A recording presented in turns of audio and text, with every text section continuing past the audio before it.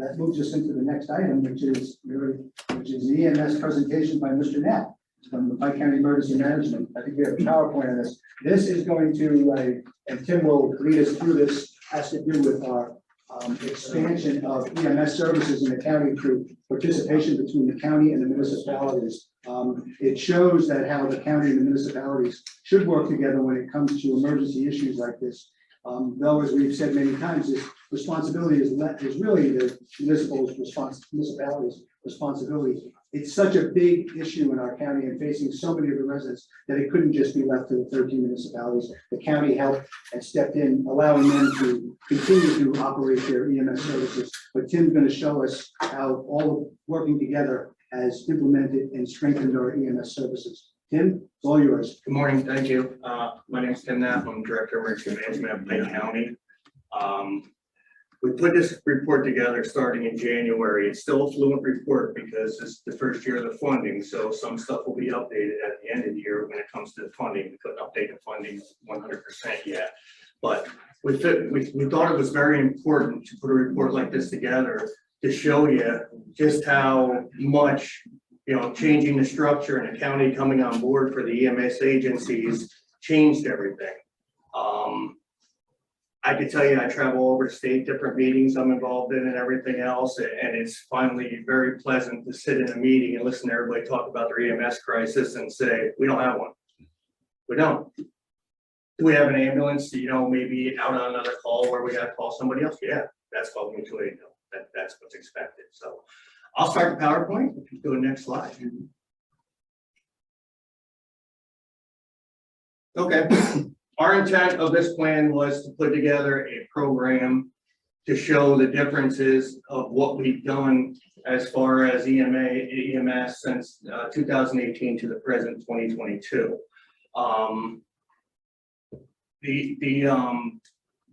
One of the things that we looked at was everybody gets the misconception that oh, we need ALS. No, you need BLS before you have ALS. You got to walk before you can run. So once you get the BLS shored up, you could add the ALS into it. You can go to the next slide. That's just an overview. Like I said, the difference between BLS and ALS, BLS is always first. The skills of BLS comes before ALS skills. That's why you get a BLS ambulance dispatch before you have ALS. We do have training available to assist people that want to take the next step into ALS. That is available at the Pike County Training Center, where hopefully this fall we'll have a course that deals directly with that. And the EMS scholarship, the DMT, the EMS scholarship program through the Greater Pike Foundation, unbelievable. I mean, we've had so many people come through the class now. Our 5th class will be kicking off on August, so it's been no problem rostering those classes. Okay, here's the current services we have in Pike County right now. At any given day, right now, this is what we have sitting in stations that are capable of transporting. Bushgill 2, even though they don't have no direct, Kyle, correct me if I'm wrong, they don't have no direct response to Pike County, they offer mutually, correct. Delaware Township has 2 and an ALS unit, that's new. Dingman's, 3 ambulances that are capable, 2 units in service all the time. 29, Hemlock has 2 transport units available, one's in service all the time. Lackawaxen has 3 transport, one 24/7, the other one is like 80 hours, I believe. Lehman has 3 transport available units, and they have a full-time ALS as well. Lake Region comes to us from the Hawley area. While they don't have any direct, response to Pike County as far as, being a dedicated EMS, we do use them for mutual aid. Milford has 1 unit, 12 hours a day. That they have. Port Jervis has 3 units. Port Jervis covers Matamoros and Westfall when they're not in service. So it's very fluent that they are on that, or very important that they're on that end of the county. Here's the biggest one, Chohola, 12 hours a day. Throughout the report, you'll see at the end, what a difference this all makes to everything. Captain, 2 units, one's 24 hours a day. Westfall, 2 units. They're still running some volunteer stuff, and Port is covering them when they're not in service. So, and they're doing pretty well. They're getting out pretty decent. Here's the map, the EMS coverage map we had in 2017.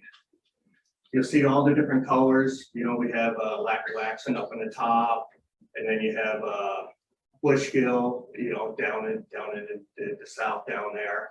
And here's the important one. Go ahead and flip the page. Look at the colors change from added units. Big difference from 2017, 18 to today. Huge difference. And that was with, we took Promised Land off the map because they're just running QRS. They're not running ambulance itself. But huge difference. Call volume. Well, you can see from the numbers, it's going up. It goes up every year. It's not going to go down. It's never going to go back. I talk to responders all the time that say, hope things get back to normal, even on the fire side. So it's never gonna. It's going to continue to grow. It's not going to go down. The one number that's a little misleading is the one on the bottom with Lehman. You'll see 1126 and 17 and 1070 and 21.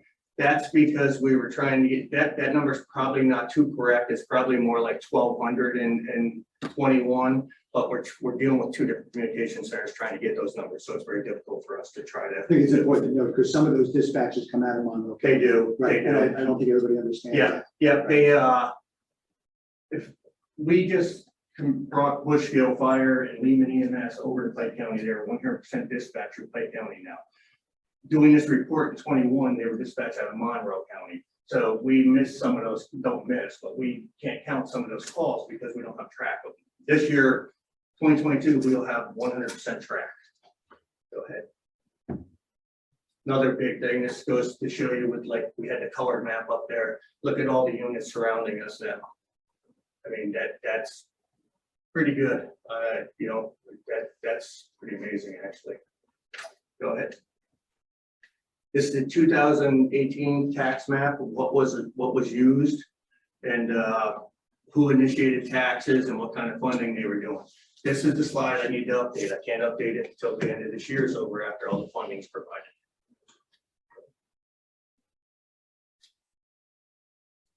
The voter referendum tax status in the county. Lac-Waxen was 2.5 mils prior to the assessment. Milford Borough, 2 mils after. Milford Township, 2 mils after the assessment. Elmira Township, 2 mils after the assessment. And Porter Township, 2 mils after the assessment. Pretty impressive. Municipalities did a great job with that. Designated EMS tax. As we know, we could designate up to 0.5 mils as the EMS tax without going to referendum. These municipalities have that. Boone Grove, Dingman's, and Lehman all have 0.5 mils EMS tax. Some municipalities opt to not do an EMS tax and just fund through their municipality themselves, whether it be the general fund or whatnot. Delaware, Matamore, Shoal, and Westwall do it that way. Findings in the 2018 assessment, we knew that we had to build BLS skills. We've done it. A lot of EMT classes. We've done a lot with that program. No initial BLS coverage. That was the biggest thing. There was just no coverage. Nobody was there.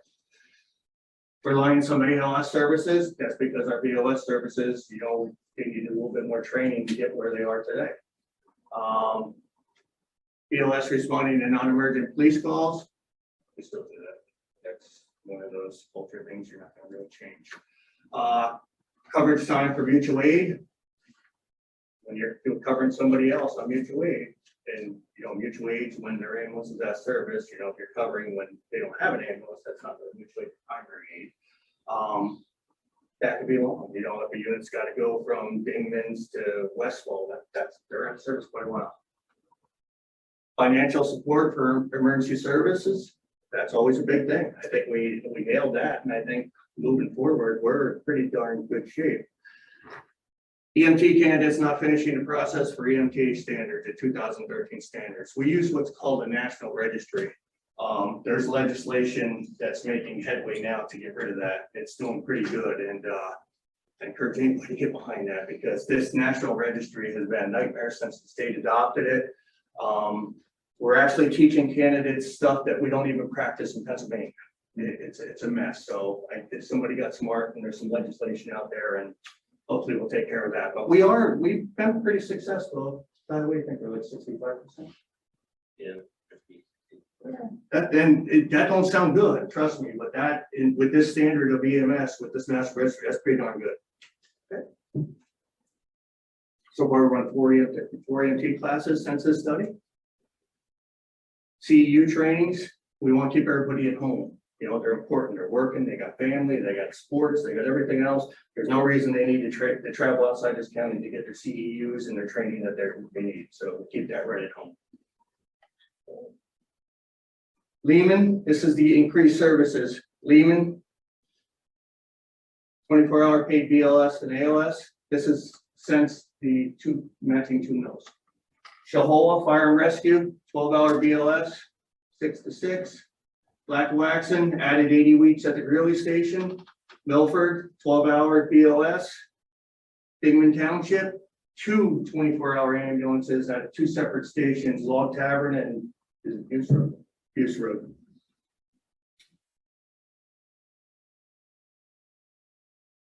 Couple units that came on board census report that are helping out a lot in Pike County with their response, particularly when somebody's at service or somebody's on another call, is Lake Region EMS. They're based out of Hawley and Port Jervis, which is on Church Street, Port Jervis. They actually are under contract with Matamoros to provide their EMS coverage. Okay. In 2018, we said, you know, there's some potential recommendations. We didn't, in this plan, we didn't put all the potential recommendations in. We just put the one in we used. We kept the services where they were, added services to it, and the county commissioners added up to 2 mills tax per municipality for funding. So it worked. And that's what they needed. They needed funding. All this is money driven. If you don't have the money to put these units in service, they're not going to be in service. As you've seen the numbers I put up there, the day of the volunteer, unfortunately, is over because you're running 1,200 calls a year. Nobody can do that in their time. Other big thing that helped with this, the scholarship fund through the Greater Pike Foundation. We just had a class finish up last Saturday. How many tested? 2 programs. Yeah, there was like 13 people that tested, 1 EMR skill, 1 EMT skill, and they will go on to the written test now. But we've been very successful. And for those that don't know, we are our own state ETA when it comes to fire and EMS, so we don't have to rely on anybody outside to do anything for us. We do it ourselves. So we hire our own instructors. It's a cost control measure too, because we're able to, and quality control, because we're able to pick and choose who we want, what we want. Okay. Okay, there's a couple bills out there right now. House Bill 2601 addresses right now in the state of Pennsylvania, in order to go over $500,000 of taxation for EMS, you need to go to referendum. 2601 is making pretty good headway. That allows it to go to 1.5 mils without having to go to referendum. So that's pretty good deal. And I made a note here. Just make a note. There's another bill out there that addressed funding. Oh, I know what it was. Act 10 of 2022 is a grant program that every EMS agency, eligible EMS agency in the state of Pennsylvania will be receiving a check. I heard from $30,000 to $35,000 that the state grant package that's being invested by State Fire Academy. So that's more revenue generated into their system as well. Couple people that added, you know, the municipal levy and the EMS tax. That was one of the recommendations we did. We said you might as well add the 0.5 mils because you're allowed to do that without any referendum. But these 3 adopted and went all the way up to 2 mills. So I congratulate them on that. Milford Township, and Porter Township. Okay. Here's some of the current EMS funding. Like I said, this slide will be updated at the end of this year because we'll have all the 2022 numbers in it. Okay, here's the slide that I like. It makes my job easier and everybody else in the emergency services. We got comparisons here. I saved this slide for last, and I think this is the most important one. Blooming Grove Township in 2017, their first new unit to be on scene was 7.7 minutes. Now they're 7 minutes with 2.2 minutes for response. it's amazing to see in this slide, and we're happy to see this, is even the units that were paid in service career ambulances before this got better. They all got better. Dingman Township, a huge one here. Average time from dispatch on scene was 18.9 minutes, 19.5 minutes if it was another ambulance coming from outside their area. Today, they'll get from dispatch on scene, it's 11.8 minutes with a response in 2.2 minutes. Huge difference, huge. We'll go down, we'll jump.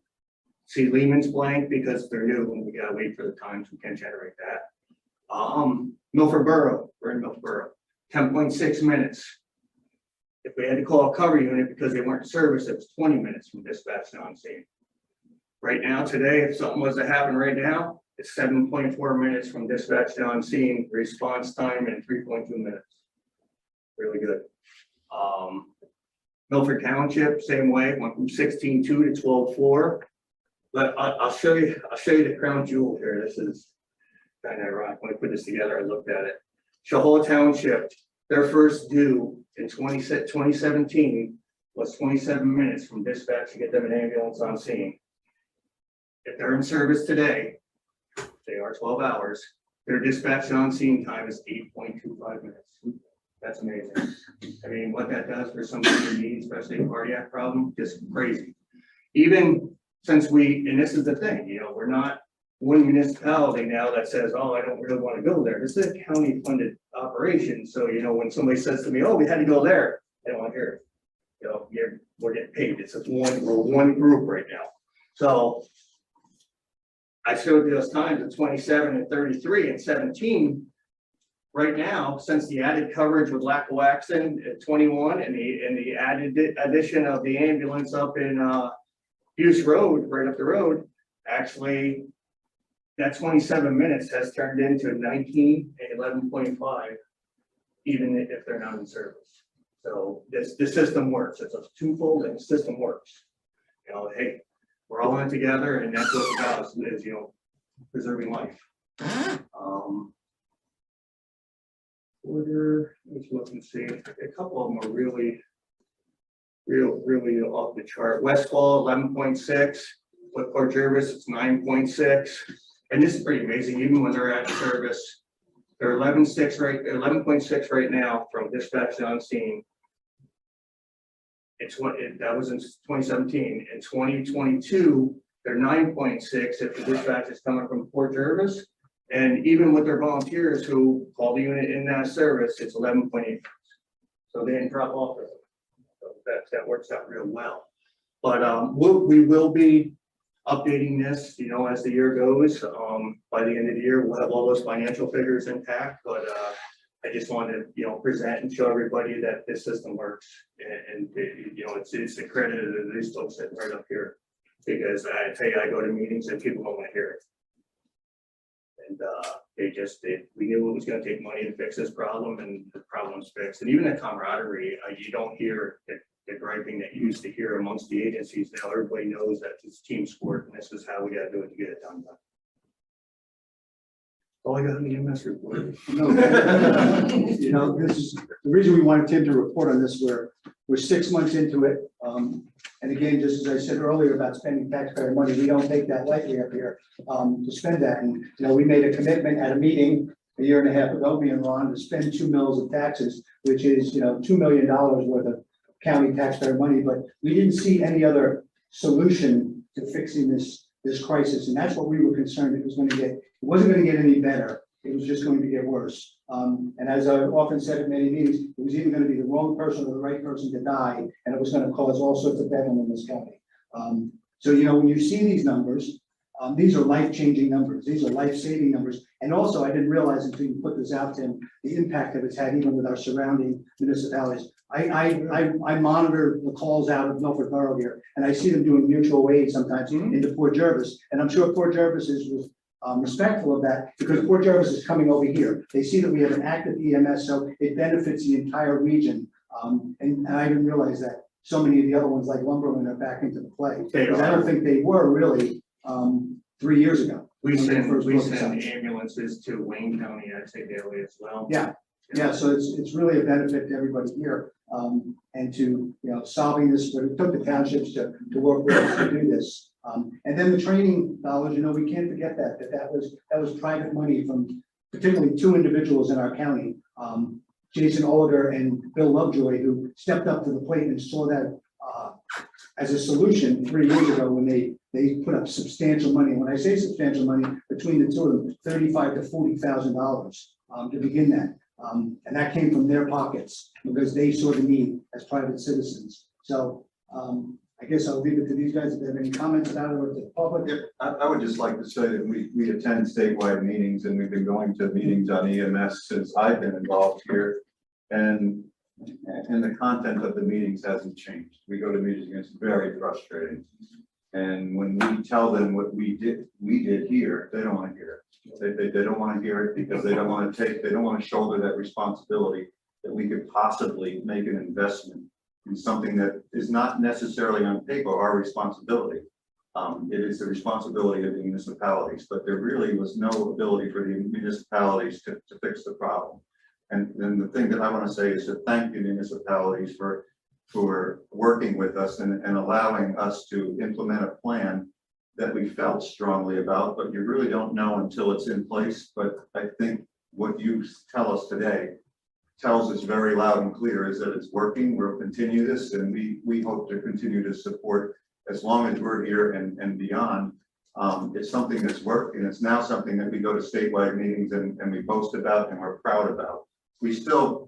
They're not buying us drinks after because of what we're doing. Sure. We're not the most popular people in the room when we say it, but we do know that we found a solution. And thank you, Tim, for your continued leadership and your crew. Thanks. I just want to add that I've only been a commissioner since January. However, I was a municipal solicitor for several decades, including Palmyra Township, which was served by Taft and Inland. And a little over a year ago, Palmyra felt that we needed to kind of push the issue that there was an uneven contribution of services.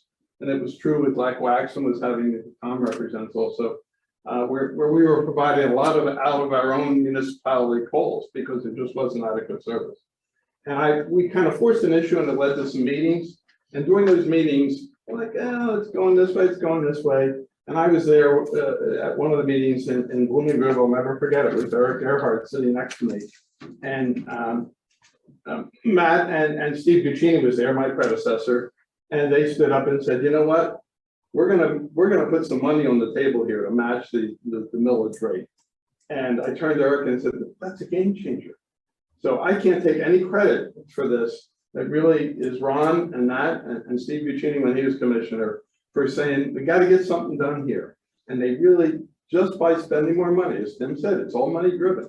But I really think they did a great job. It meant that they had, and they didn't just say, well, we use this federal money that all of a sudden came to us as a result of COVID, of course. But no, this is out of general fund money, and they're dedicated to making sure it's there every year, not just a once in a year thing. And so I really appreciate what they did for the county. I think it benefits all of us. And I'm glad that I can be a part to see it through as well. Thank you. So I always like to take it down to the least common denominator. When you think about $2.2 million, and everybody is always concerned about their taxes, when you just do a simple division of that, there's 60,000 ratables in the county. When you take 2.2 million and divide it by 60,000, then it's a raw average. It's $36 per ratable. Some of us pay more, some of us pay less. But even if it was a matter of $100 for each of us that own a home, I mean, which one of us in this room is not going to spend $100 to make sure that those numbers that we just saw, we're sitting in this room, that an ambulance would be here within 7 minutes to save our lives and protect those. So I just always think that's important to look at the money when it comes to this, because that's what everybody's always concerned about. You read the news every day, everybody's worried about their taxes going up and this, but money is not going into a black hole. This money is being used for an absolute purpose and a purpose that benefits everybody here. So, but we know that Timmy and the rest of them are working hard to make sure, and the municipal leaders to make sure that we continue to build these services and make them stronger. Not to say that the state should not change the legislation, particularly when it comes to insurance reimbursements, Medicare reimbursements, but those are big lifts by the state and the federal government. And the way we looked at it here was we did not have time to sit here and wait for Harrisburg or Washington, come up with a solution, because it's our residents that are gonna suffer, waiting for them to make a decision, if they ever make a decision. Not to get too into the weeds on that. Yeah, no, and it just, to be honest with you, it's, you gotta ask yourself, what does life cost?